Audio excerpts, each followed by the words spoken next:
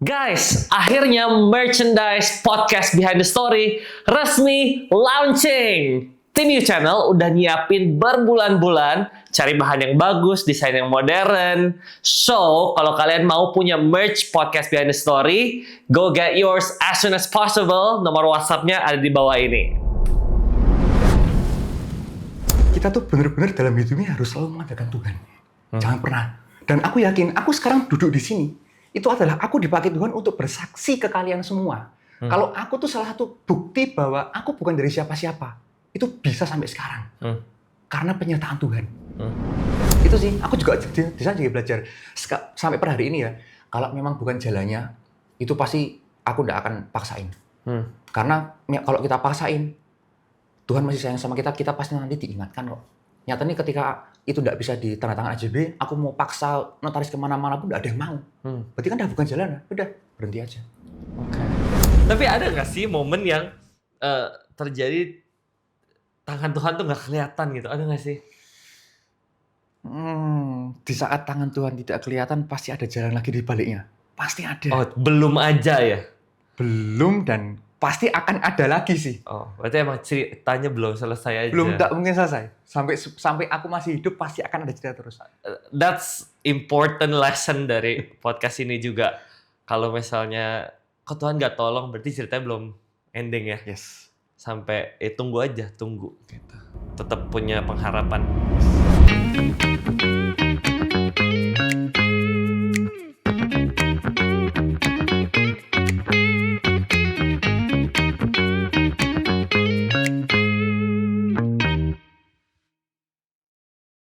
Hai teman-teman Behind the Story, welcome back sama gue Brian. Hari ini gue kedatangan teman baru, namanya Henry, dia disebut Koko Garment katanya. Kita mau belajar, ini yang gue dengar, gue juga baru kenal, kisah hidup yang dari nol, bahkan mungkin minus kali ya. Minus sampai sekarang dia punya pabrik, ratusan karyawan, bangun brand sendiri.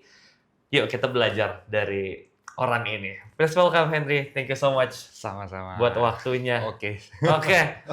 Pertama-tama dari semua orang yang sudah kenal lu pasti ada yang belum kenal. Yes. Jadi boleh perkenalkan diri lu, nama lu siapa, kesibukan lu apa, statusnya apa dan lain-lain. Silakan. Oke. Jadi perkenalkan, namaku Henry. Aku asalnya dari Jogja. Aku kelahiran tahun 94. Jadi aku sekarang umur 32 ya. Aku sekarang udah married sama istriku namanya Jessica. Baru nemenin. Jadi kesibukanku sekarang aku baru fokus dari dulu sampai sekarang fokusnya sama sih. Fokus ke bisnis kaos poloku ya. Jadi aku bangun bisnis namanya itu Ozzy Clothing. Dari dulu sampai sekarang fokusnya ke sana terus. Dari jualan reseller sampai punya toko sampai sekarang punya pabrik, itu dari dulu sampai sekarang nggak melenceng kemana-mana, itu terus. Sekarang baru fokusnya tetap ngerjain itu sih. Oke. Dulu kuliahnya jurusan apa? Aku dulu manajemen. Manajemen. Oke. Ya. Nggak melenceng banget lah ya. Yes. Bikin bisnis. Oke, sebelum kita go through cerita hidup lu yang gue udah dapet teasernya, kata luar biasa dengar teasernya. Tapi kalau hidup lu dijadiin satu film, bagian tergelapnya tuh di titik yang mana? Bagian tergelap. Dari situ dulu. Bagian tergelap itu aku tidak ada rasa kasih sayang dari papa. Itu sama kemudian dia itu dengan meninggalnya papa dengan cara gantung diri itu paling gelap sih. Itu titik Yes. tergelapnya. Oke. Kita mulai dari masa Henry masih kecil. Oke. Boleh gambarin ke kita semua grew up-nya di situasi keluarga yang seperti apa, financially gimana, terus pola didik parenting-nya seperti apa, boleh ceritain. Jadi sebenarnya waktu kecil tuh aku ya kayak anak kecil pada umumnya ya main-main biasa. Cuman aku sampai sekarang itu, bahkan kemarin adikku tanya kan ketika aku ngepost apa di Instagram itu, dia tanya ke aku, kok kamu tuh pernah nggak sih ngerasain papa tuh pernah baik apa ke kita gitu loh. Bahkan sampai kecil pun aku nggak ngerasa itu karena setiap kali jadi papaku kan meninggalnya itu waktu aku SMP kelas 2 atau 3, aku lupa. Berarti sekitaran umur belasan tahun ya. Nah, sebelum itu tuh aku nggak tahu papaku sampai pernah ada dalam tanda kutip berbuat baik apa ke keluarga. Karena papaku kalau sama temen tuh baiknya bukan main. Tapi sama keluarga itu cueknya bukan main lah. Jadi aku tuh sehari-hari ngelihat papaku banding barang lah. Terus sama mamaku ya sering berantem. Jadi kalau pulang sekolah itu pasti takut. Sampai sebegitunya. Itu sih aku ngerasa dari kecil tidak ngerasa ada kasih sayang dari papa. Kalau secara finansial sebetulnya ya keluargaku waktu awal itu sebenarnya biasa-biasa aja. Cuman nggak tahu kenapa kok papa itu kena atau terjerumus yang namanya judi itu. Dulu itu judi bola, taruhan bola. Itu nggak pernah bisa berhenti. Jadi papaku tuh mengakhiri hidupnya karena disuruh berhenti tapi ketahuan lagi. Disuruh berhenti ketahuan lagi. Sampai rumah habis, mobil habis. Jadi semuanya tuh habis. Sampai punya utang di mana-mana. Karena itu judi nggak bisa berhenti. Gitu. Jadi papaku meninggal itu ya ninggalin utang mamahku gitu. Mamahku yang cover semuanya kayak gitu-gitulah. Jadi kehidupanku waktu kecil kurang lebih nggak dapat rasa kasih sayang dari papa sih. Di masa kecil kamu tuh ada hal baik yang membekas nggak? Hal baik? Hal baik yang membekas di masa kecil?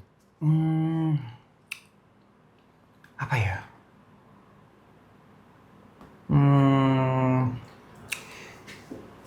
Kalau aku rasa yang aku seneng tuh ya, aku bisa naik sepeda yang dulu tiba-tiba genjot sendiri terus juga bisa jalan. Itu masa senengku tuh kayak gitu. Ya kayak gitu-gitu sih. Masa kecilnya lo banyak struggle-nya lah ya. Iya. Kalau mama gimana mama dulu? Nah, itu justru kebalikannya sama papa. Mamaku itu bener-bener sangat memanjakan aku. Karena mungkin ya ngelihat kok papa kayak gini, makanya nggak tahu sih. Mama tuh sama aku sama adik-adikku sangat-sangat baik banget. Jadi saking memanjakannya, aku malah jadi kurang ajar ke mamaku. Itu yang aku rasain. Jadi aku berani sama mamaku waktu itu. Karena apa-apa aku dituruti. Ketika minta apa nggak keturutan, mamaku mau gitu loh. Tapi aku nganggepin malah aku jadi kayak kurang ajar. Aku mulai sadar ketika udah mulai gede. Dan waktu itu kan aku pacaran sama Jessica juga. Jessica kerasa, kamu kok sama mamamu kayak gitu sih? Itu yang kebawa. Sekarang kan kamu udah punya anak ya? Udah. Udah punya anak, terus kamu pernah bertumbuh di keluarga yang tidak ideal. Yes. Nggak balance lah ya. Ya. Nah, as a parent sekarang apa lesson yang kamu tangkap dari masa kecilmu dan akan kamu rubah, kayak gimana kamu plan untuk do parenting ke your kid now?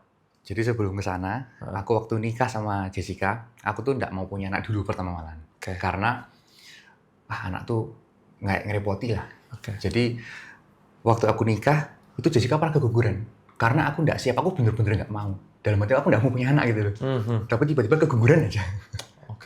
Jadi waktu keguguran aku nggak ada rasa bersalah. Karena ya udah, aku memang belum mau waktu itu. Nah, aku punya kepikiran, aku besok kalau punya anak, mau tak didik kayak aku, dulu papa mendidik aku. Mau tak kerasi, mau apa, pokoknya harus sampai manut sama aku. Karena dulu tuh kayak gitu. Aku nggak manut, disabet pakai apa, kemucing lah pakai apa. Pokoknya selalu dengan kekerasan. Aku pengen didik anakku dengan kayak gitu. Nah, tapi tiba-tiba tuh setelah jalan sekian tahun ya, dari keguguran sampai punya anak, aku kayak pengen banget punya anak, nggak tahu dari mana. Tiba-tiba pengen banget. Pengen banget punya anak, dah yuk, ayo punya anak. Dah. Akhirnya, aku cuma berhubungan sama Jessica 1 kali. Aku bilang, cukup 1 kali, pasti jadi anak. Jadi beneran. Wah, habis itu, begitu anakku lahir, aku lihat di box itu. Aku lihat, ya ampun ini anakku ya. Aku nggak mau anakku itu bakal tak didik kayak dulu papaku didik aku. Bahkan semua pikiranku setelah aku lihat anakku berubah total. Sampai sekarang aku nggak pernah minta anakku. Sampai sekarang.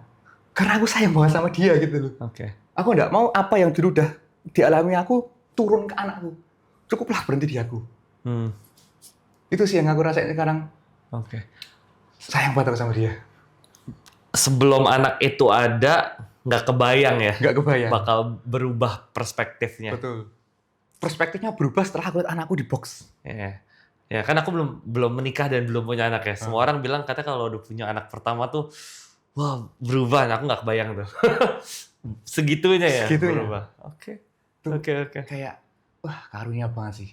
Aku sekarang kalau tidur gitu ya, dia nyamping gitu, aku bisa masih ngeliat dia gitu loh. Hah.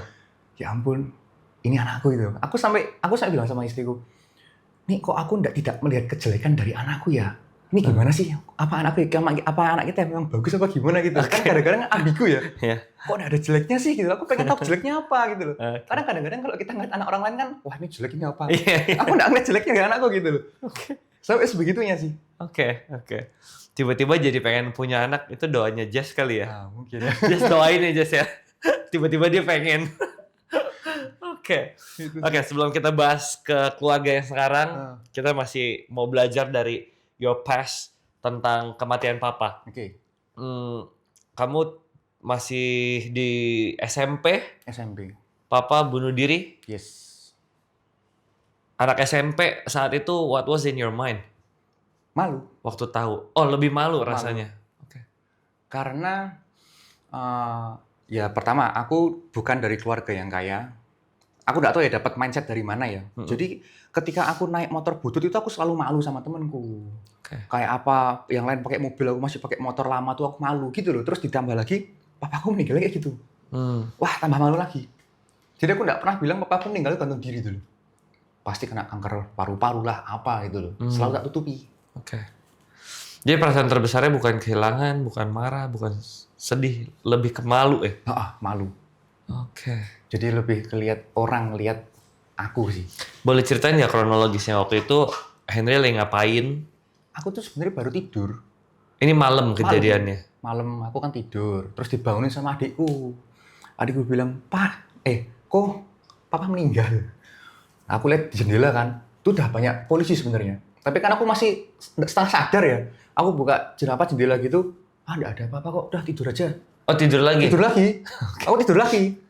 Pagi-pagi baru dibangunin itu. Oke. Sama temannya mama. Yuk ikut ke rumah duka. Nah, nggak tahu ada apa gitu kan. Baru dibilangi, papa di sana meninggal. Meninggalnya kayak gini. Baru tahu aku. Bunuh diri di mana? Di rumah, di depan pintu masuk utama. Oh, kamu tuh nggak sempet lihat? Nggak sempet. Udah di rumah duka tiba-tiba? Okay. Yang tahu itu adikku malahan. Aduh, itu memorinya. Itu. Jadi aku sampai sekarang belum kebayang meninggalnya kayak gimana. Adikku pasti ngelihat itu. Aku ngelihatnya waktu ada di peti itu, sininya tuh bener-bener gelap banget. Oke. Gini lah. Masuk gitu ya? Masuk banget. Aku lihatnya waktu di peti aja sih. Jadi apa yang kamu pikirin? Henry usia masih SMP, ngelihat papa gantung diri, lihat. Oh, lebih ke malu aja? Iya, malu sih. Tapi relationship sama papa benar-benar nggak ada sama sekali? Nggak ada. Oke. Sama sekali. Aku keinget satu sih, ada niat baiknya papa itu waktu ngajak aku mau berenang. Jadi waktu itu aku mau berenang. Tapi mungkin waktu itu entah nggak ada uang atau gimana ya. Dia bener-bener naik motor aku sama adikku. Dan aku nggak tahu sebenarnya papaku tuh punya motor apa enggak, aku juga nggak tahu gitu loh. Terus begitu jalan sampai jalan raya besar tuh dicegat polisi. Nah, karena sama KTP-nya beda, sama SIM-nya beda, jadi udah nggak match semua gitu loh. Akhirnya aku diturunin, dipulangin ke rumah. Tapi aku tahu waktu itu memang papaku sebenarnya niat pengen aku nganterin renang sih. Itu yang aku sampai sekarang keinget. Itu papaku pengen, itu aku ngerasa tulus banget itu waktu itu. Tapi mungkin papaku nggak bisa karena wah ini mungkin motornya bukan tempatku. Kalau misal ke jalan raya gimana? Kejadian beneran. Sampai jalan raya baru masuk depan udah dicegat polisi. Oke. Gitu. Terus setelah papa nggak ada, katanya papa ninggalin hutang kan? Gimana kehidupan kalian berempat tuh ya setelah papa nggak ada? Jadi ketika itu ya beruntungnya utang-utangnya itu ya sama temen-temennya mama itu aku nggak tahu gimana. Kayaknya tidak ditagih langsung. Gitu.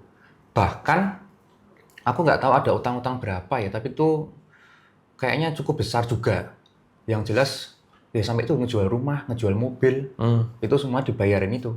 Nah, kehidupan setelah papa meninggal itu Pak Mama itu sebenarnya nerusin bisnisnya papa jadi distributor oli. Jadi ngambil dari kokonya mamah itu kan memang distributor oli dari Semarang, jadi ngambil. Nah, mamahku tuh yang tinggal nerusin aja dulu. Nah, sampai sana, sampai akhirnya mamahku kena kanker serviks itu, nggak bisa nerusin kan. Mama kena kanker serviks, kamu umur berapa, Hen? Aku semester 7 kuliah tuh berapa? 20-an Oh, masih. semester 7, oke. Nah, itu nggak bisa nerusin, udah pindah rumah lebih kecil lagi, terus mobil juga dijual. Itu terakhir. Nah, hidupnya pakai apa waktu itu? Itu dibantu sama full support dari kokonya Mama Semarang. Karena kita nggak ada pendapatan sama sekali. Oke. Nol. Oke. Tapi ini Om masih ada? Masih ada. Oh, Itu berjasa banget tuh. oke. Dan beruntungnya ya, punya istri itu, istrinya omku itu juga, kan biasanya kalau istri, kamu ngapain sih gini-gini? Itu ya enggak sih. Oh, tetap dukung, Tetap dukung. bantuin ponakan. Oh, Oke. Jadi hidupnya dibantu sama Om. ya, waktu itu dibantu sama om. Sampai semester 7 Mama sakit. Yes. Nah, itu Mama juga meninggal. Meninggal. Dia kanker serviks tuh berapa lama dari didiagnosa sampai Mama pergi? Kayaknya setahun. Setahun. Jadi ketika Mama didiagnosa kanker serviks, aku pikiran udah, wah ini berarti Mama udah mau meninggal. Aku langsung kayak gitu itu. Oh. Padahal waktu itu masih stadium 2B. Adik-adik kamu umur berapa waktu kamu kuliah? Yang satu sudah kuliah semester 1, Oke. yang satu baru mau masuk SMA. Berarti SMP. Oke, sebagai anak tertua, Mama pergi.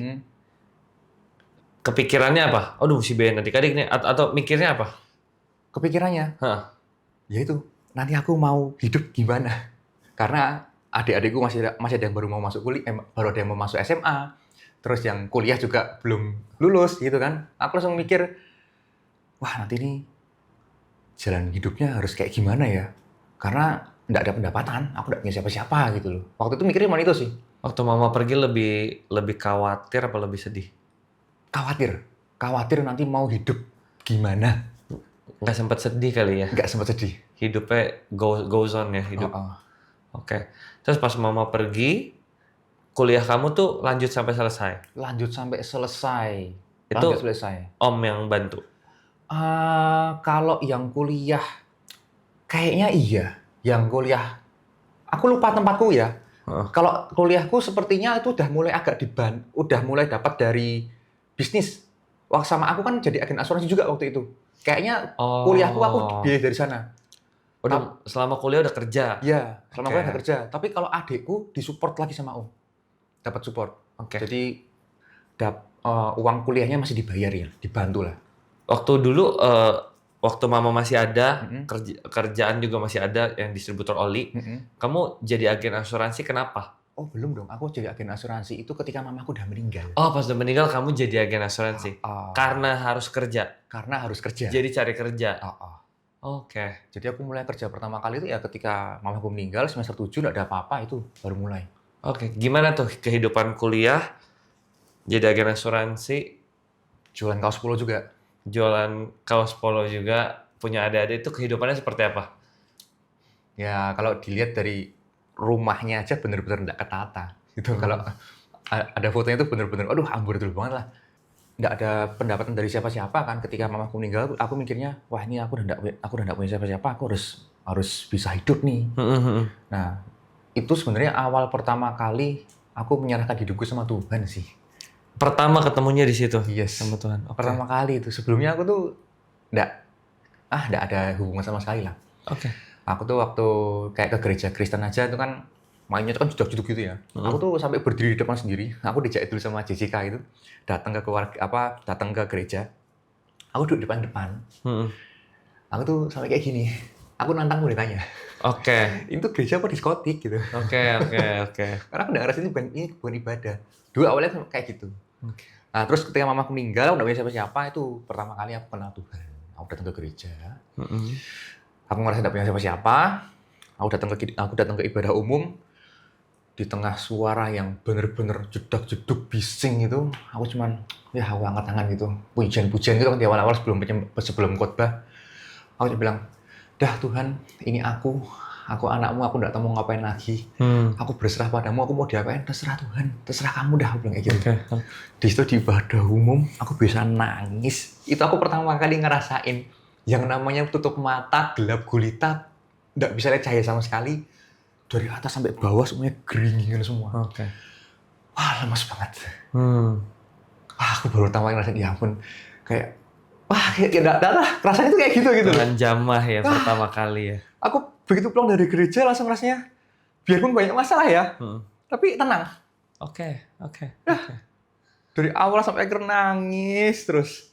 Oke. Itu sih aku ngerasain pertama kali kenal Tuhan lagi. Gila ya, Tuhan sentuh kamu di saat-saat itu ya krusial, udah gak ada papa, gak ada mama, mesti kerja, mesti kuliah. Yes. Wah, that's tough. Dan mulai ada kerjaan dan lain-lain tuh setelah aku menyerahkan diri itu sih. Oke. Waktu itu pacaran sama Jess tuh di semester berapa? 1. Oh, dari awal kuliah Dari udah awal pacaran kuliah. sama Jess sampai sekarang menikah. Yes. Ini kisah cinta dari masih belia sampai sekarang jadi pengusaha, menarik banget ya. Oke. Sedikit kita potong topik sedikit. Ya. Boleh ceritain nggak tentang your wife? Just banget ya. Just banget. Jadi dulu waktu kuliah itu ngiranya aku tuh anak orang kaya. Oke. Dulu pertama kali nggak tahu dia. Heeh. Terus tiba-tiba aku bahkan belum cerita ke dia kalau papaku tuh meninggalnya gantung diri. Waktu dulu belum cerita aku. Terus ketika tahu aku punya ada utang kayak gini-gini semua, terus mobilku dijual, kaget. Ternyata masuk jebakan Batman dia. Wah, aku bukan orang yang punya apa-apa gitu loh. Yeah. Ditambah lagi aku cerita tuh dia, papaku tuh meninggalnya bukan karena kanker paru-paru. Aku baru cerita tuh, aku nggak tahu kapan, tapi aku akhirnya cerita karena papaku meninggalnya itu gantung diri. Nah, tambah shock lagi dia. Oke. Tapi hebatnya dia tuh mau nemenin dari dulu sampai sekarang. Yeah. Dengan sudah tahu keluargaku seperti itu, dengan rumahku yang seperti itu, papaku meninggalnya seperti itu, masih mau. Aku nggak tahu kok masih mau kenapa, aku juga nggak tahu gitu loh. Oke. Dan mamahnya setelah aku ceritain juga, ya ampun, thank you banget, Pak. Aku inget banget dia bilang gini, itu kan yang kayak gitu tuh papamu, bukan kamu. Oh. Wah, Wow. itu sih support banget. Oke. Ya aku buktiin sampai sekarang aku bener-bener jaga Jessica sampai sekarang. Oke. Jadi bahkan ketika dulu lulus kuliah, aku langsung bilang ke tante, besok begitu Jessica lulus kuliah, wisuda, jangan dikasih uang saku lagi. Aku yang bakal biayai dia. Wah. Waktu kuliah. Man. Bener-bener keren banget. Berarti kan kamu bilang your lowest point tuh waktu tahu papa gantung diri. Yes. Dari masa-masa berat itu tuh pernah kepikiran ada suicidal thoughts gitu nggak? Hidup udah nggak guna, ngapain? Apa kamu orang yang malah gue harus jadi lebih baik and everything? Kalau waktu papaku meninggal, kalau bukan papaku sih, kalau papaku itu kan aku masih ada mamaku ya, jadi aku masih santai aja karena aku belum nanggung. Oke. Jadi lebih waktu ke mamaku meninggal. Nah, itu aku jadi sorry ini sebenarnya kayak apa ya? Motivasinya sebenarnya kurang baik. Karena motivasiku waktu itu aku sebenarnya pengen balas dendam. Balas dendam ke ya inilah. Karena keluargaku itu dalam tanda kutip sering direndahkan. Nah, aku pengen balas dendam gitu. Buktiin. Ini loh, anaknya Ernawati itu bisa hidup pokoknya tanpa bantuan dari siapapun. Aku pengen buktiin awalnya tuh itu sebenarnya. Oke. Nah, dari situ aku pengen, ya itu baru mulai jalan tuh ya dari sana. Oke. Motivasinya sebetulnya salah ya. Tapi ketika sampai sini aku baru sadar. Ya, kita memang harus, semua tuh sampai sekarang bukan karena kekuatan kita gitu loh. Ini semuanya tuh karena tuntunan Tuhan semua. Bahkan aku sekarang percaya bahwa papaku mungkin meninggal kayak gitu, udah jalan Tuhan supaya sekarang aku bisa cerita ke orang-orang gitu loh. Ya. Itu sih. Oke. Kamu nonton film ini nggak sih? Tunggu Aku Sukses Nanti. Belum ya? Belum. Itu film mirip-mirip dia jadi direndahin sama keluarga-keluarga, soalnya dia mau prove it. Cuman dia ending story-nya nggak sebagus kamu. Kalau kamu ada Tuhannya. Kalau dia sekedar mau sukses doang gitu. Oke. Di hari kamu pertama kali ketemu Tuhan, Hmm, itu journey kamu sama Tuhan baru dimulai tuh. baru dimulai. Oke. Boleh ceritain nggak journey-mu sama Tuhan dari saat itu sampai sekarang dinamikanya tuh seperti apa? Wah panjang banget ya. Dari awal. Hmm. Jadi kalau dibilang pertama kali itu sebenarnya banyak apa ya? Aku ngerasa hidupku itu kayak semuanya kayak udah diatur. Jadi ada fase-fase yang mana bisnis itu turun. Tapi turun tuh bukan karena turun. Memang Tuhan izinkan untuk turun karena ada sesuatu di baliknya. Oke. Selalu seperti itu terus dari dulu sampai sekarang. Bahkan sampai sekarang. Setiap kali ada kejadian negatif itu pasti ada positifnya. Ada negatif pasti ada positifnya. Itu kalau dari segi kehidupan. Tapi kalau dari segi kedekatanku sama Tuhan itu awal-awal ya. Awal-awal itu kan fokusku adalah ekonomi. Aku sangat-sangat menggebu-gebu banget gitu loh. Jadi kayak aku ngasih perpuluhan, ngasih apa tuh terus rutin terus gitu. Nah, tapi pada sampai suatu titik ketika aku ngerasa semuanya udah cukup dari segi ekonomi, aku ngerasa kayak ada sudah, wah kok aku kayak enggak deket lagi ya, karena aku ngerasa kayak semua udah cukup gitu loh. Nah, bahkan aku mulai bisa lebih deket lagi tuh baru-baru ini. Ya mungkin ini salah satu jalan juga, sekarang aku mau ada kayak dorongan bersaksi gitu loh. Banyak banget lah. Aku tuh biarpun sudah dikasih berkat sama Tuhan dari dulu sampai sekarang, aku tuh masih ada rasa tidak percaya bahwa masa iya sih ada orang bisa sembuh dalam waktu singkat didoain. Aku tuh nggak percaya gitu. Ini lompat ke agak paling belakang sedikit ya. Ya. Itu sampai akhirnya tuh aku ditunjukin sama Tuhan waktu aku mau beli tanah di Klaten ini. Itu aku datang aku kan mau bangun pabrik tuh. Tapi waktu itu banyak banget pokoknya pihak-pihak dari sana tuh pokoknya minta macam-macam lah. Nah, akhirnya aku penyuluhan lah ke satu kelurahan itu. Aku datang ke sana, aku sama timku, terus ada banyak banget orang di sana, warga-warga, pokoknya kayak penyuluhan gitulah. Nah, dari awal sampai akhir itu udah nggak welcome semua. Oke. Aku niatnya pengen bangun pabrik, aku pengen bangun lapangan kerjaan, tapi udah nggak welcome. Jadi mereka tuh pokoknya macam-macam lah, syaratnya harus A, B, C, D, E, macam-macam semua. Nah, sampai ada satu orang yang tanya paling terakhir. Jadi kan sesinya tuh aku presentasi terus tanya jawab. Tanya jawab, mereka tanya semua, aku tulis-tulis semua, aku udah wah ya ampun ya Tuhan, pokoknya udahlah. Mereka tanya apa ya aku jawab apa adanya. Aku kan enggak ada niat buruk di sini.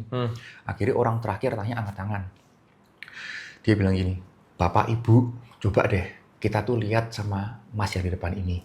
Lihat Tom, dia tuh enggak ada niat mau buruk di kita gitu loh." Dia bilang harusnya tuh kita senang dan bangga kalau ada investor mau nanemin modal di sini, mau bangun lapangan pekerjaan. Kalau misalkan warga kita itu tidak bisa menjahit, ayo dong kita berarti harus latihan jahit. Itu langsung aku di depan itu nangis itu. Ada orang yang aku langsung nangis. Wow. Itu orang terakhir bilang gitu. Dari orang itu tanya, aku langsung bisa jawab, "Pak, Bu, aku tuh di sini nggak ada niat jahat gitu loh. Kalau kayak pasir aku genggam semakin banyak, itu akan keluar semua. Aku nggak akan ngambil segimanapun lah." Dari tadi bapaknya yang terakhir tanya ini, aku malah jadi kepikiran. Berarti aku besok akan bikin LPK di sini. Orang-orang yang nggak bisa jahit akan aku latih di LPK sini. Ketika lulus, aku masukin di tempatku. Wah, langsung semuanya dalam waktu sekejap berubah 180 derajat. Oh, wow. Yang awalnya nggak welcome, sampai Mas nanti kalau ada apa-apa kontak saya aja. Oh, wow. Gila. Dari situ, itu kayak Tuhan nampar aku. Kamu mau minta apa lagi Tuhan? Apa lagi yang nggak kamu percaya sama aku? Kamu kemarin bilang nggak percaya kalau ada orang langsung sembuh kan di khotbah. Iya. Ini tak kasih tahu loh. Kamu dari awalnya yang nggak welcome, dalam sekian menit langsung dibalikkan semua. Itu nggak 1-2 orang itu, puluhan orang. Iya. Hanya satu yang bicara kayak gitu. Berubah semua. Dari situ aku langsung bilang, wah, itu mulai doronganku untuk bersaksi kuat banget. Gitu. Itu pertama, itu yang aku rasain sih. Tapi kayak kalau orang ngalamin Tuhan tuh nggak mungkin nggak bersaksi ya. Yes. Orang yang benar-benar ngalamin Tuhan tuh pasti nggak tahan untuk ceritain ya. Betul. Wow, that's so cool sih. Yang di Klaten tuh tanah belinya tahun berapa? Itu baru tahun 2024 apa 25 kayaknya, tahun lalu kayaknya. Itu mujizatnya bukan main itu. Oke, sebelum ke situ aku kasih background dulu. Jadi si Koko Garment ini dia punya sekarang ada pabrik di Jogja. Yes. Itu juga kontrak ya. Kontrak sekarang. Kontrak. Nah, sekarang mau bikin pabrik yang beli sendiri di Klaten. Ya. Nah, itu backgroundnya. Nah, boleh ceritain nggak mujizat penyertaan Tuhan bisa beli tanah di Klaten buat jadi pabrik? Yang tanah Klaten ya. Anyway, ini belum jadi pabrik kan ya? Yang ini belum, masih tanah. Rencana pembangunan jadi beroperasi kapan? Mungkin tahun depan baru mulai nyicil ya. Oke. Gitu. Oke, gimana ceritanya? Jadi sebelum ke sana, hidupku dari awal sampai sekarang, itu isinya semuanya penuh dengan mujizat. Oke. Ini yang tanah ini juga mujizat. Jadi aku tuh sebenarnya sudah ngelihat tanah ini sudah dari tahun, aku lupa ya, mungkin 2023, 2024 aku lupa. Udah dicari di sana, wah ini cocok nih, aku suka. Itu ditawarin harganya 2,2 M. Nah, aku tawar-tawar dong, terus deal di angka 1,8 atau 2, aku lupa, kisaran itu kayaknya. Pokoknya turunnya enggak begitu jauh. Nah, terus habis itu oke deal Pak. Kemudian aku langsung bilang sama bank, ini aku mau ada tanah di sini. Oke, aku disurvei dan lain-lain kan. Oke, udah masuk semua, tinggal tanda tangan AJB lah waktu itu. Intinya profilku udah oke. Nah, aku datang ke notaris, terus pihak bank, sama pihak yang punya tanah. Nah, waktu pihak punya tanah datang, itu malah bukan yang punya tanah yang datang. Yang datang itu malah keluarganya segerombolan itu. Nah, loh, bapaknya mana?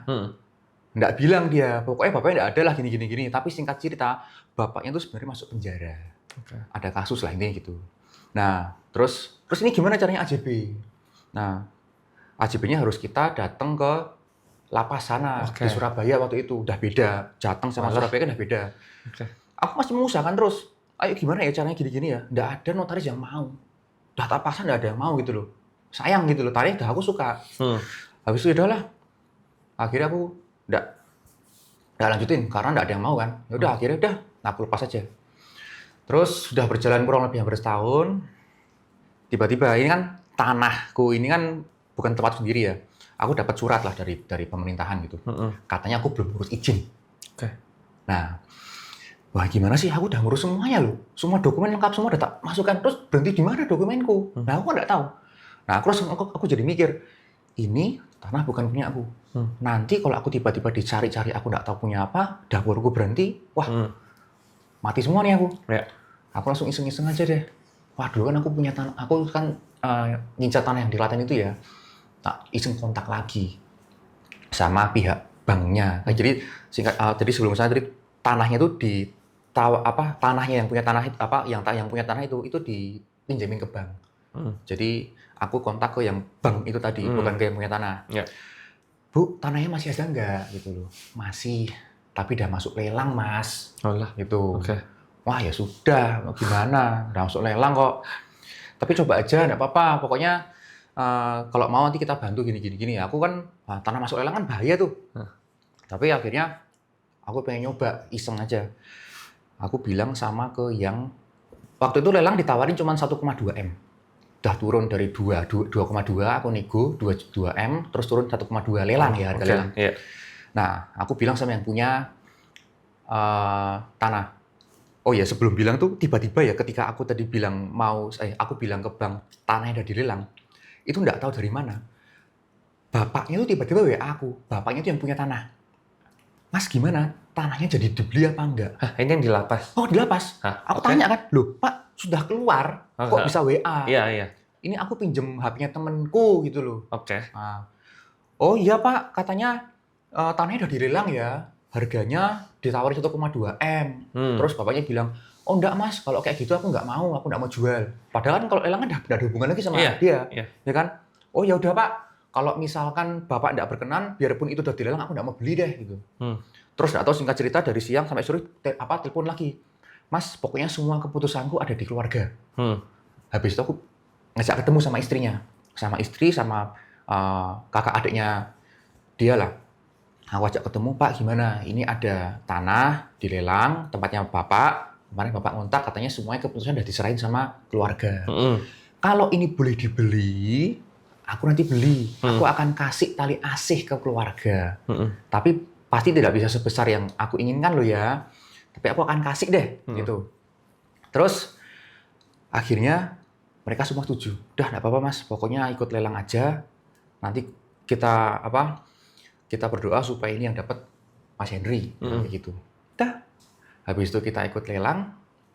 Aku bilang sama yang pihak banknya, Mas ini mau ngebid berapa, mau panjer berapa.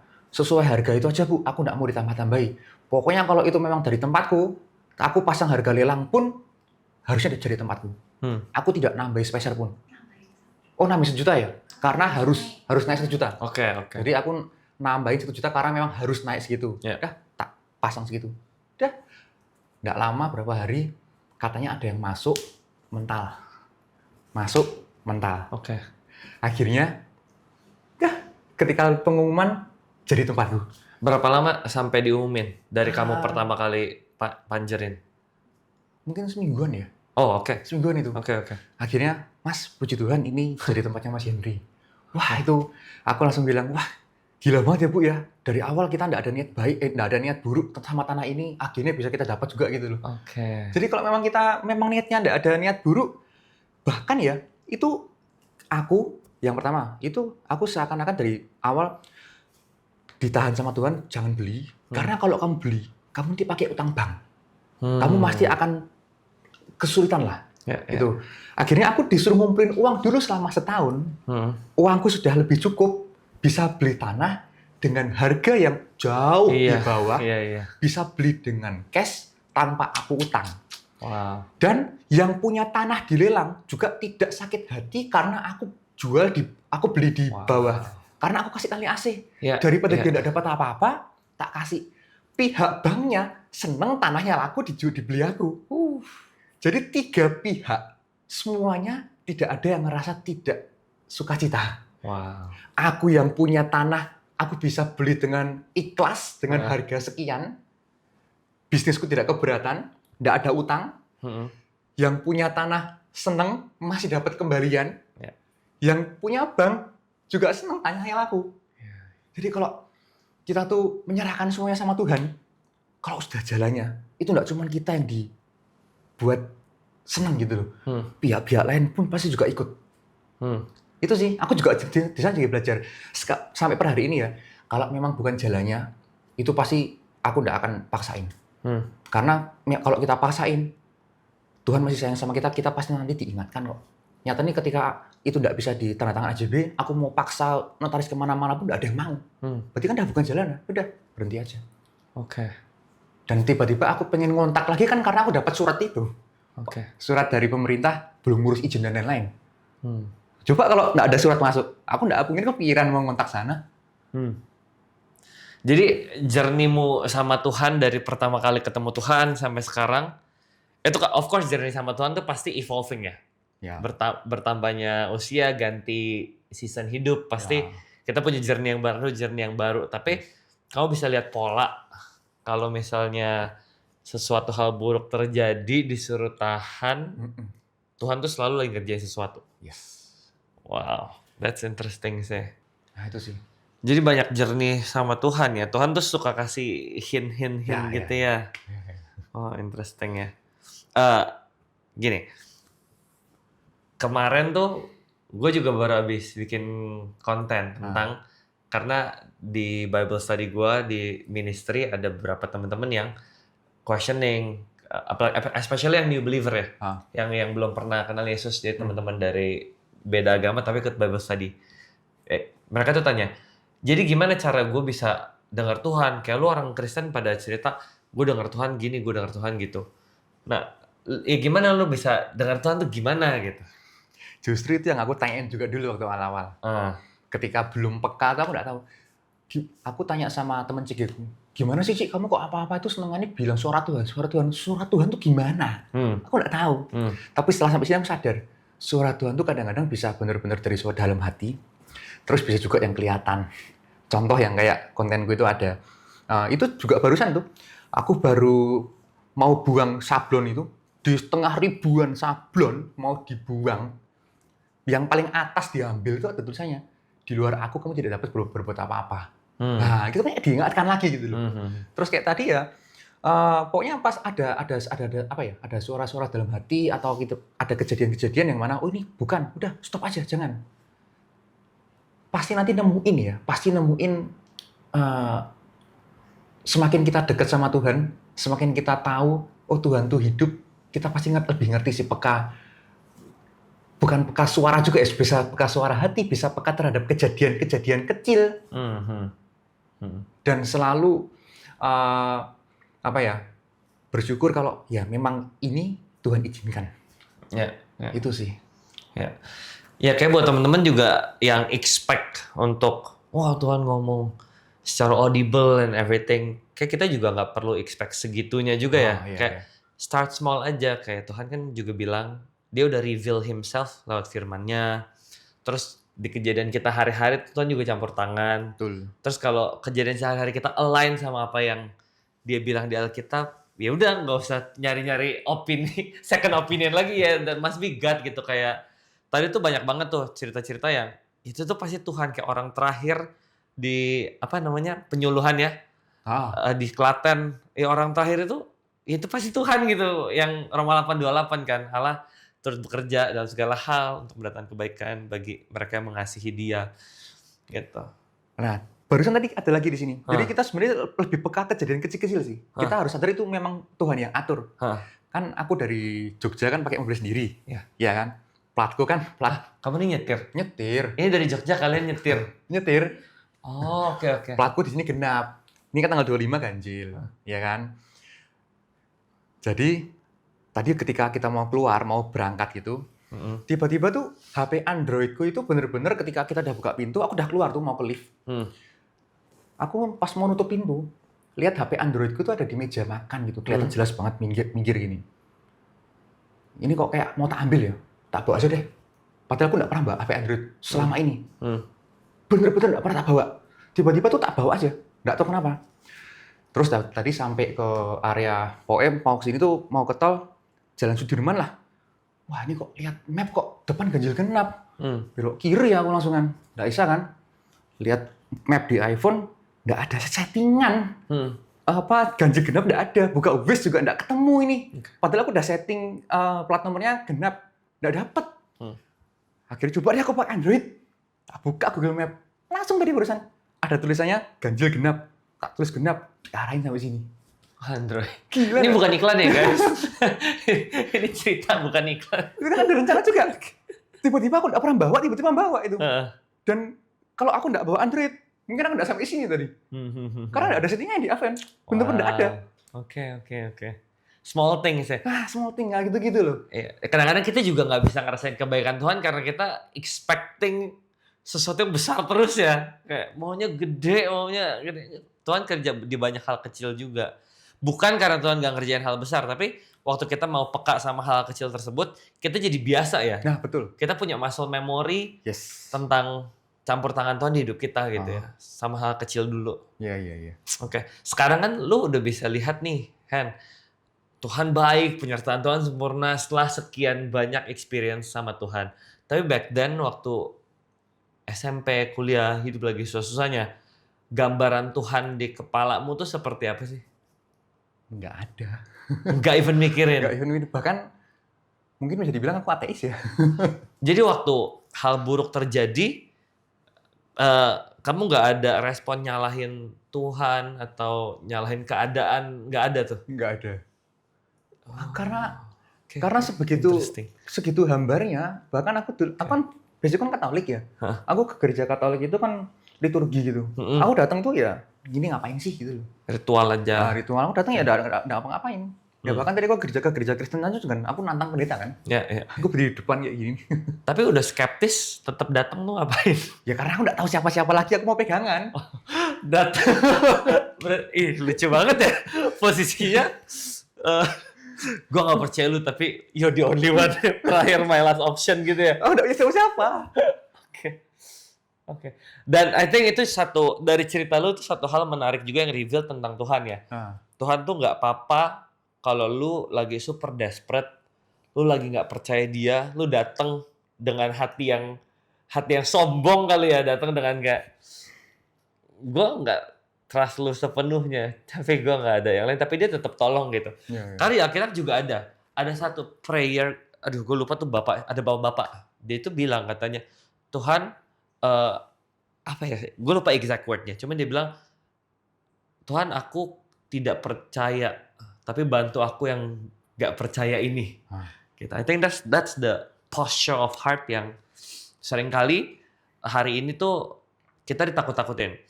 Masa Tuhan udah berkati lu nggak ke gereja hari Minggu. Masa Tuhan udah berkati lu nggak kasih yang terbaik. Masa Tuhan udah, semua tuh hukum gitu. Padahal masa Tuhan udah tolong lu masih takut. Padahal buat Tuhan currency-nya bukan lu nggak takut, lu okay every time, tapi currency-nya lu pulang. Stay in relationship. Itu juga yang revealed dari cerita lu sih tentang karakter Tuhan gitu ya. Dia tetap tolong. Dan yang aku yakini adalah Tuhan itu tidak pernah berhenti sayang sama kita. Tuhan tuh selalu dan akan sayang, nggak mungkin nggak sayang. Pasti sayang gitu loh sama kita. Cuma tinggal kita tuh sayang sama dia apa enggak. Ya. Itu sih yang aku tangkap. Jadi kalau misalkan aku jauh dari firman, berarti bukan Tuhan yang nggak sayang sama aku. Tapi aku yang nggak sayang sama dia. Tuhan tidak pernah tidak sayang sama kita. Oke, start. Gue pengen bahas Ozzy Clothing. Oke, jadi Henry ini bikin bisnis dari masuk kuliah sama pacarnya waktu itu, yang sekarang jadi istri. Dulu dari kecil-kecil, sekarang sampai punya pabrik. Nah, dari umur 20-an, udah mulai merintis bisnis. Apa yang harus lu tukar di usia muda, jadi harus kerja? Karena kayak banyak anak muda, ya masih mau main, mau fun, mau ngejar hobi dan lain-lain. Of course waktu lu ketukar buat bisnis dong. Iya. Nah, apa aja yang harus lu bayar supaya bisnisnya sampai jadi? Ya ini sih lebih ke main sama temen sebenarnya. Jadi Waktunya kurang. Iya, jadi dulu itu aku selalu dibilang, wah sekarang Henry sibuk gini. Ya karena memang nggak ada waktu gitu loh. Dulu kan aku sering main sama teman-temanku lah, jadi habis pulang mesti ada kayak main biliar lah, main apa, sering banget gitu loh. Setelah itu nggak pernah sama sekali. Jadi menjauh ya, jadi waktu sama teman benar-benar nggak ada sama sekali waktu itu. Itu sih yang aku bayar, hanya itu. Hanya itu. Kenapa ada kata hanya? Apa ya? Karena memang aku nggak ada kehidupan lain lagi selain kuliah dan main sama teman. Jadi hidupku cuma kuliah, main sama teman waktu itu. Jadi ketika aku harus kerja, ya aku cuma kuliah, kerja. Itu sih. Ceritain awal-awalnya Ozzy dong. Mulainya dari apa sampai bisa jadi pabrik, sama bagiin tips-tipsnya kalau kita mau build bisnis. Silahkan. Awal Ozzy ya. Jadi gini. Ini juga udah diatur Tuhan lagi ya, aku bilang. Pertama kali kan aku jalan tuh agen asuransi, ya kan? Agen asuransi, aku jadi agen, sama aku ditawari juga sama temanku. Udah kamu jalanin aja kaos polo. Jadi ini. Nah, kaos polo itu aku digaji 500.000 sebulan.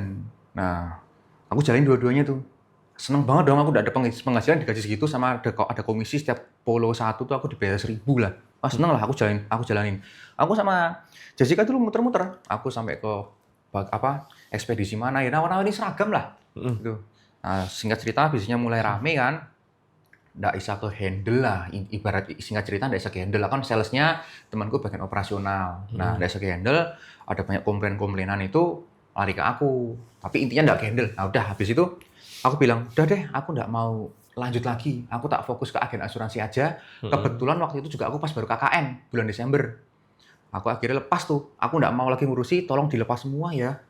Aku nggak mau kontak-kontak aku di sana lagi. Aku udah bener-bener mau fokus ke asuransi sama fokus KKN dulu. Nah, KKN, itu semua masih ada yang kontak aku. Aku cek kan di Instagram, di website, loh kok masih ada nomorku? Aku bilang lagi, tolong dihapus. Aku nggak mau lagi ngurusi ini gitu loh. Aku ya bilang sama konsumen, maaf Pak, aku baru KKN gini-gini. Tak tolak terus. Nggak dihapus-hapus. Ada lagi. Aku bilang sama Jessica, ini gimana? Ada orang ngontak, masa kita diemin terus gitu loh. Aku udah bilang juga, udah bilang juga tolong dihapus dong kontakku. Tapi nggak dihapus-hapus. Ya udah, akhirnya selesai KKN, udah yuk kita coba bikin aja. Akhirnya kita ke Jakarta, cari supplier.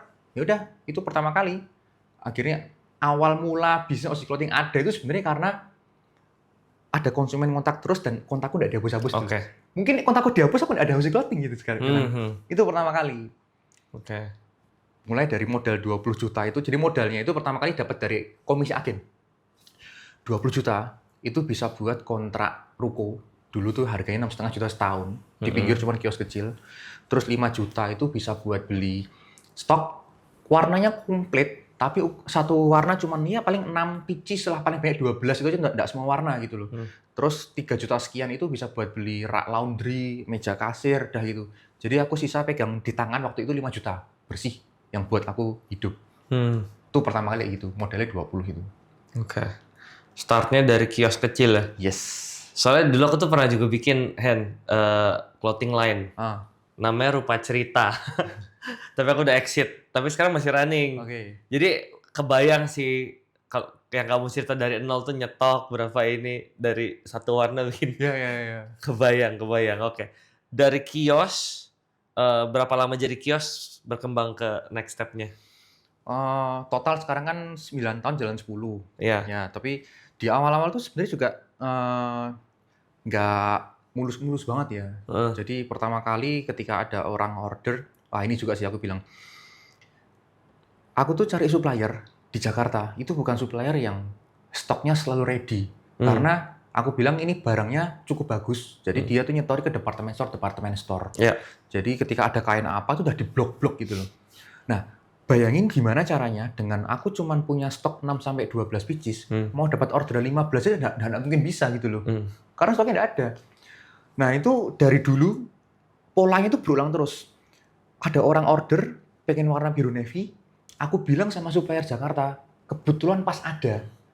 DP-nya aku bayar, datang barang, aku begitu barang datang, aku lempar ke bordir, aku packing, kirim ke konsumen. Itu dari dulu sampai sekarang tuh, dari dulu sampai kurang lebih 6 bulan lebih tuh polanya seperti itu terus. Jadi orang minta apa, aku kontak sana, dia ada lagi. Padahal akhir-akhir itu ketika aku pengen stok, dia belum tentu ada gitu loh. Tapi di awal tuh selalu dimudahkan jalannya. Nah, sampai ada suatu orderan kayak gini. Ada dari pihak bank datang, ya kan? Dia mau pesen tuh, Mas, aku mau pesen warna abu misti. Mau pesen 100 pieces. Nah, terus habis itu, tapi aku mau ini dulu ya, mau nyempel ukuran. Dia ninggal KTP lah. Nah, habis itu, oke Mas, tak bawa dibawa bajunya S sampai SSL, KTP ditinggal. Nah, habis itu udah aku berarti harus nyetok lebih dari 100. Karena aku nggak tahu dia mau pesan ukuran apa. Aku langsung kontak tuh sama Jakarta. Dah, aku pesan 150. S aku tambahi, M aku tambahi, semua tak tambahi. Nah, begitu barang datang, nggak lama kemudian datang tuh tadi yang mau pesan. Begitu sampai toko, terus dia bilang gini, Mas, maaf, kita nggak jadi pesan. Aduh. Waduh. Nggak DP, nggak apa. Barang datang, dia cuma bilang gitu, ya udah aku kembaliin lah KTP-nya. Walah. Wah, ya wes, mau gimana? Itu kita nangis tuh, aku sama Ijan nangis tuh. Barang udah sampai, uangnya cuma kita puterin buat satu warna. Aduh. Wah, kayak mulai dari nol lagi gitu loh. Karena uangnya udah mulai ngumpul, tapi tiba-tiba habis semua buat itu. Nangis, tokonya tutup. Tak tutup itu. Tapi habis itu udah deh. Udah terlanjur nyemplung, mau gimana lagi. Tetap buka, terus buka. Nggak lama, 2-3 hari ada orang telepon aku. Mas, aku mau pesen kaos polo, warna abu misti. Walah. Jumlahnya berapa tahu nggak? 150. Wow. Gila nggak itu? Wow. Itu tuh kayak Tuhan ngomong sama aku. Wow. Hen, besok ada orang yang mau pesan, tapi lewat orang yang tidak jadi pesan ini. Itu gila gak sih? Gue pernah ngalamin hal serupa. Sakitnya tuh sakit banget pas awal-awal juga orang nggak DP nggak apa, kita udah pesen bahan-bahan mentahnya terus nggak jadi. Wow. Akhirnya dapat pesanan warna sama, jumlah Jumlahnya sama. malah lebih lagi. Aku dari di situ aku jadi ngerasa, oh berarti ini memang udah jalannya, harus jalan terus. Nah, dari dulu sampai sekarang tuh kayak gitu terus. Kan ceritamu tuh gini. Ceritamu tuh kan ini podcast cuma sejam ya. Kayak fairy tale. Aku juga bilang gitu. Kayak dongeng. Tapi ada nggak sih momen yang terjadi tangan Tuhan tuh nggak kelihatan gitu, ada nggak sih? Di saat tangan Tuhan tidak kelihatan, pasti ada jalan lagi di baliknya. Pasti ada. Oh, belum aja ya? Belum dan pasti akan ada lagi sih. Oh, berarti emang ceritanya belum selesai aja. Belum, tak mungkin selesai. Sampai aku masih hidup pasti akan ada cerita terus. That's important lesson dari podcast ini juga. Kalau misalnya kok Tuhan nggak tolong, berarti ceritanya belum ending ya. Yes. Sampai tunggu aja, tunggu gitu. Tetap punya pengharapan. Yes. Jadi bisnis kamu tuh kebanyakan ke B2B, bisnis ke perusahaan juga atau end customer? Awal itu B2B. Awal itu. Jadi ya ini lanjut sedikit ya. Ya. Jadi sebelum COVID itu rata-rata yang datang ke tempatku tuh konveksi, terus mau order apa, jadi udah siap desain kebanyakan. Aku kirimnya ke konveksi apa, pokoknya kebanyakan kayak gitulah. Nah setelah COVID, pas COVID ya, itu semua bisnis kan shutdown tuh. Konveksi juga pada shutdown juga. Wah itu langsung aku udah posisi 2020 aku udah punya karyawan, udah ada penjahit. Wah ini mau diapain ini? Nggak ada orderan sama sekali, pusing aku. Waduh. Nah itu juga tiba-tiba, berarti aku harus belajar. Aku belajar apa? Belajar Facebook Ads waktu itu. Oke. Aku coba iklan sendiri. Aku buat gambar sendiri. Itu yang buat gambar Jessica itu, wah masih amburadul lah. Aku ngiklanin, yang ngontak tuh banyak banget. Tapi yang ngontak itu sampah semua. Ada yang video call lah, apa, wah nggak jelas lah. Aku mikir, oh berarti di Facebook ini tuh ada marketnya. Cuman aku belum tahu caranya gimana. Oke. Nah aku ikut kelas lah, seminar di Jakarta. Nah itu, aku jadi ngerti, oh caranya buat iklan gini toh, oh caranya nyeting kayak gini toh, oh bikin konten kayak gini. Nah itu baru mulailah. Bahkan malah COVID itu malah aku bisa lebih growth dibanding sebelum COVID. Jadi yang awalnya B2B, langsung B2C. Jadi semuanya berubah total. Dari yang awalnya aku nggak punya desainer banyak, karena kalau B2C kan kita mau order pasti kan mereka nggak punya desain. Aku pengennya ya kayak gini lah, buatin. Nah, aku jadi punya desainer 1, 2. Yang awalnya kan aku harus desain sendiri, dia udah siap, ya nggak banyak lah desain. Mulai B2C kan mulai tambah ribet-ribet tuh konsumen. Ya udah, baru mulai ada situ. Nah itu, mulai COVID-nya hilang, database udah mulai kebentuk B2C-nya, B2B-nya jalan lagi. Oke. Jadi dulu tuh sebelum COVID itu 70-80% tuh offline. Setelah COVID kebalik. 80%-nya malah online semua. Itu Better dong. better. Ya. Sampai sekarang malah running terus. Wow. Ramalan 28 tuh benar-benar. Segala sesuatu untuk kebaikan ya Allah turut bekerja. Yes. That's crazy. Oke, udah 1 jam jadi pertanyaan yang lain nggak bisa kepake. Oke. Gue pengen lu kasih pesan dong. Di luar sana tuh banyak orang-orang yang menyalahkan keadaannya jadi alasan kenapa mereka nggak bisa sukses. Ya iya, orang lain enak, background keluarganya disupport. Gua kan dari broken home, gua nggak ada yang ngajarin bisnis. Tapi kan lu salah satu contoh display yang Tuhan izinkan terjadi. Yes. Lahir dari keluarga yang tidak ideal, nggak ada yang ngajarin, tapi lu make it gitu. Jadi Ozi Clothing ada ratusan karyawan dan punya partner yang juga benar. Maksudnya di luar Tuhan emang mau lu punya partner benar kan, lu juga punya part memutuskan hal yang benar gitu ya. Yes. Nah, gimana caranya supaya background kehidupan kita nggak jadi alasan kita gagal? Silahkan. Jadi sebelum sana sedikit ya. Boleh. Jadi waktu aku ngepost ini, ngepost yang viral sampai sekarang aku jadi undang itu aku langsung bilang sama Jessica, nih kamu harus selalu ada di sampingku loh ya. Aku takut banget. Takut apa? Pertama, aku takut jadi sombong. Yang kedua, aku takut banyak orang yang tidak suka. Karena kan ketika kita naik pasti ada banyak banget orang yang tidak suka. Aku gitu. Dah, begitu aku bilang kayak gitu, malam aku baca Alkitab. Dapat ayat langsung. Bukan kamu yang memilih aku, tapi aku yang memilih kamu. Oke Tuhan, berarti kalau aku udah dipilih, tapi nanti kalau masih ada orang yang nggak suka sama aku gimana? Lanjut ayat berikutnya. Sebelum mereka tuh nggak suka sama kamu, mereka tuh udah nggak suka dulu sama aku. Anjir, aku tanya apa dijawab, Terakhir, karena kamu udah dipilih, dari awal kamu sudah bersama-sama dengan aku, berarti kamu harus terus bersaksi akan aku. Udah. Jadi pesanku, kita tuh benar-benar dalam hidup ini harus selalu mengandalkan Tuhan. Jangan pernah.